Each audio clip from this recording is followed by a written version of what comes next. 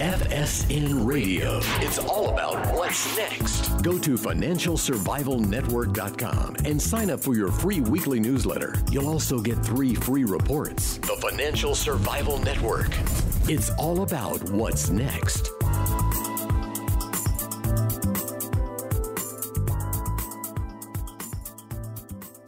Welcome. You are listening to the Financial Survival Network. I'm Kerry Lutz, and it is August 28th, 2017. Summer is just about over. I don't think we've had a summer lull as far as the Trump administration is concerned. As far as what's going on in the world and politics, Trump hasn't had much of a vacation, but got somebody who's got some major insight into the situation, what's going on, why he's being attacked. Author of the New York Times bestseller Armageddon, and now his newest book is Rogue Spooks, The Intelligence War on Donald Trump. Dick Morris is with us now. Dick, welcome back. Hey, good to be here again. Hey, so we're looking at Trump. It looks like basically it's Trump versus the entire world, isn't it? No, only about half of it. But, at any 40%. Given time. I think that there is a coup d'etat going on now in Washington by the establishment media and the intelligence community. And I think the goal is to get rid of Donald Trump, to oust him, because there's never been a president who so clearly and totally disagrees with the main premises of the establishment and does so with the aggressiveness and vigor of Trump. He's a nationalist. They're globalist. He believes in restricting immigration. They believe in open borders. He believes in tariff and trade regulation. They believe in free trade. He believes in national use of the military. They believe in collective action. He's opposed to the Iran deal. They're for it.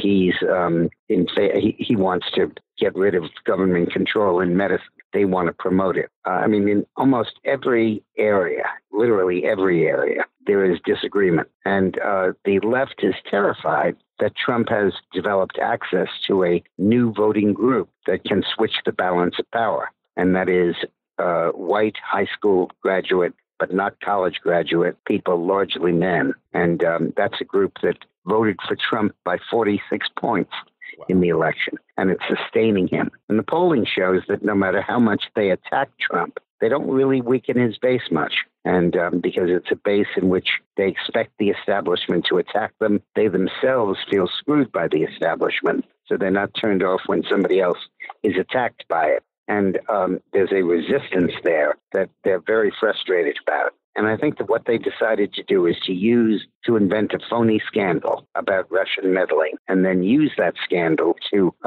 force Trump to backpedal, to be on the defensive, and ultimately to try to remove him from office. And that's what I think is going on right now. So the criticism of Trump and the negatives on it, I think, are not opinions. They're positions they're taking in connection with the coup. And I think it's a deliberate effort to oust him. Well, it's interesting that you say that, because the media has been so corrupt and so, they're not even making a veiled effort at impartiality. They just want him out. They all want him out. The intelligence agencies hate him because he wants to rein them in. Like you said, all these reasons. And yet that group of white male voters, especially males, but white voters, not necessarily college educated, the so-called deplorables, if anything, their support for him is increasing at this point. Yeah. It's a funny situation. The first thing that anybody learns about American politics when they arrive here is that rich people vote Republican and poor people vote Democrat. And yet now, particularly among the white vote, poor people voted for Trump and rich people voted for Hillary.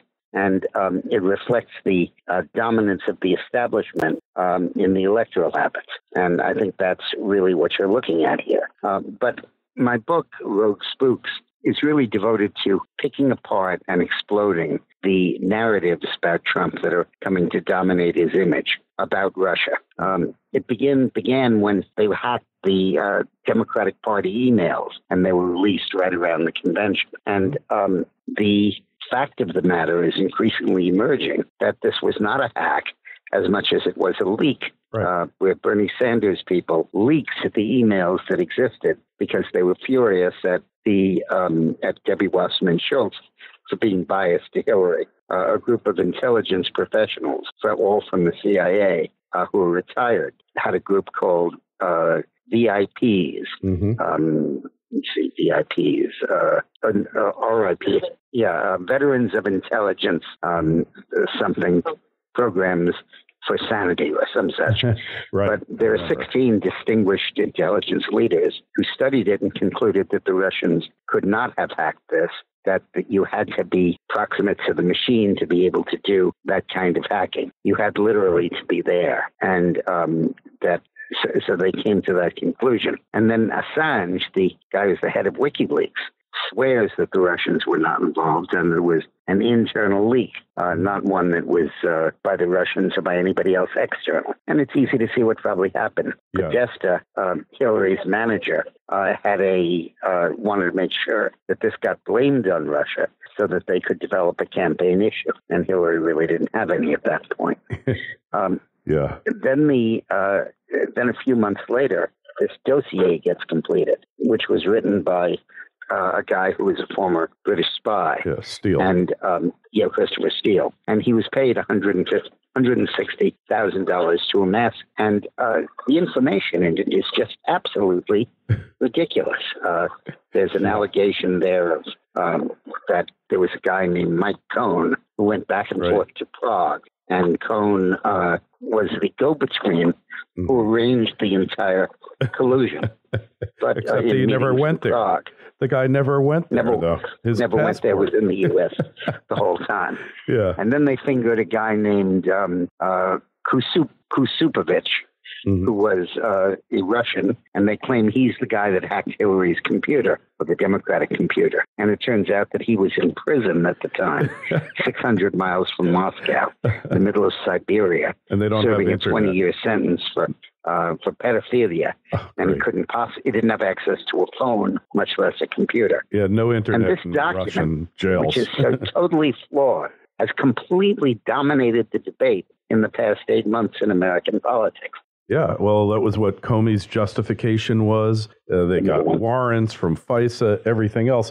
But I guarantee you, Dick, that guy rotting away in the Siberian prison, they don't have access to internet in Russian jails, and they probably don't get cable. Have a computer. They don't have cable either. Then when Trump was elected, before that they were unable to get this dossier out. Nobody would touch it. Nobody would publish it because it was so fanciful and weird. And and after the election, the conspirators gave it to McCain, who gave it to Comey, who gave it to Obama, because Obama had 10 days left in his term. And Obama then leaked it, and it became all over the country. Everybody saw it. And they saw how crazy it was. No one believed a word. The intelligence agents who Brennan had hired at the CIA and the lawyers who Holder had hired at Justice were these ultra-radical types, incredibly militant and liberal. Brennan and Holder went to them and said, remain at your posts, stay at your desk, do not leave, do not quit. And in fact, extended civil service protection to about 1,000 of them so they could not be fired. And then they orchestrated them to do leaks to substantiate the charge of collusion. Like at one point, the New York Times published that the FBI had told them that it had actually listened in on conversations between Russian intel and the Trump staffers and had heard the collusion being plotted. Comey later admitted it never happened. It was complete fantasy. It was total disinformation, but the Times never retracted it.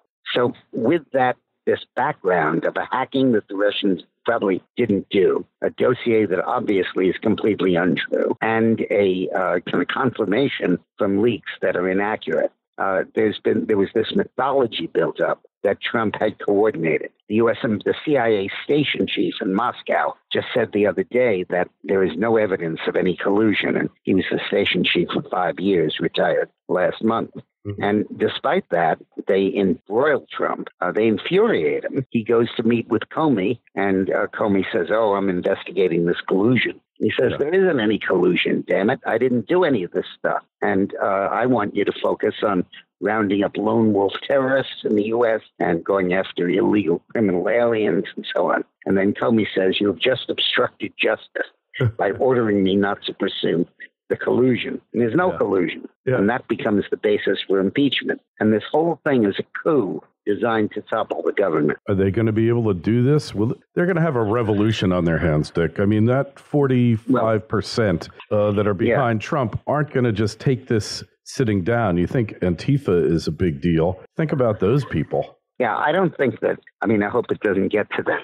But I've recommended in the book that Trump ought to appoint a special prosecutor to investigate the special prosecutor, and in particular investigate the leaks that come from that office. It is routinely leaking, and that's their normal MO. It is the CIA MO in toppling foreign governments, and they're just kind of implementing that. Yeah. And I think that if Trump does that, he'll put them on the defensive. He'll be able to overcome them, and I think he'll get out of this. But you can't be sure. And the first thing to do is to recognize that this is not just bad press coverage. This is a deliberate coup. And once he recognizes that and understands that he's in a war, I think he's got a fair chance of winning it. I think he understands it real well. I mean, it's pretty obvious. I mean, he's not gotten a fair shake from any of them. So the people who are really most threatened, the so-called establishment of both parties, right?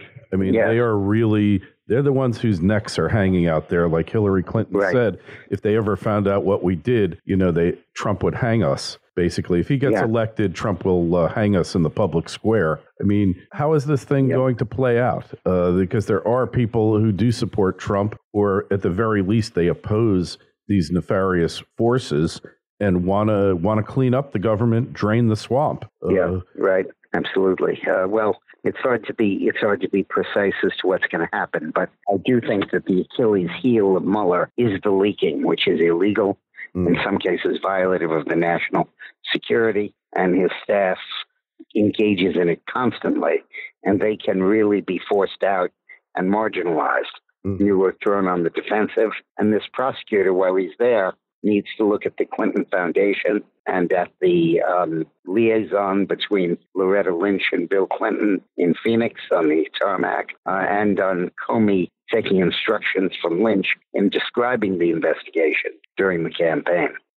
Yeah, well, it's certainly to any casual observer, you got to wonder, gee, there's a lot of smoke here. There must be some fire. He must have done something. That's what they're hoping for, right? To sway public opinion. Yeah, but right. No, it's not that. That's not their strategy. They know there's nothing there, and the smoke is gradually petering out. What they're hoping is that the investigation stampedes Trump into obstructing justice, so that they can get him for that. And what they're trying to do is find everybody who's ever known Trump since puberty and squeezing them and looking at all of their business and all of their records over the last 4 decades to try to come up with pressure points that they can then use to elicit either phony testimony or involuntary testimony from people that could oppose Trump, and then proceed with that. And the problem is that Trump does not have a goalie protecting his goal. Clinton had the solid phalanx of the Democrats in fighting impeachment. Trump won't have that. Of the 42 Republican senators, 7 did not vote for him. One, Lindsey Graham, voted for a third candidate. And that is not the kind of solid Senate majority you need to block impeachment. Yeah. On the other hand, a lot of those anti-Trumpers are now facing potential primary battles to retain their seats in the Senate. That's very important. And McConnell's got to be thinking about this. His popularity rating, I think, in Kentucky was 9% or something. He has a couple of years before he has to run for re-election. So I think that he's less involved and less concerned than many others are. But I think Trump has a good chance to do this well. He just has to move properly about that. But one of the big things is we all have to be informed. And we have to work as hard to keep him in power as we did to get him there. Well. So Barry, I need to get going, but I hope this was helpful. All right, just tell us, Dick, your website, where we find you, and dickmorris.com. And the book is Rogue Spooks, The Intelligence War on Donald Trump, in Amazon, Barnes & Nobles, any of those old obsolete things called bookstores. Most of the big stores have them. Yeah. So enjoy it. Where fine books used to be sold, right? Yeah, that's right. All right, Dick. Hey, it's always a pleasure having you on. Man. Thanks so much. Thanks. FSN Radio. It's all about what's next. Go to financialsurvivalnetwork.com and sign up for your free weekly newsletter. You'll also get 3 free reports. The Financial Survival Network. It's all about what's next.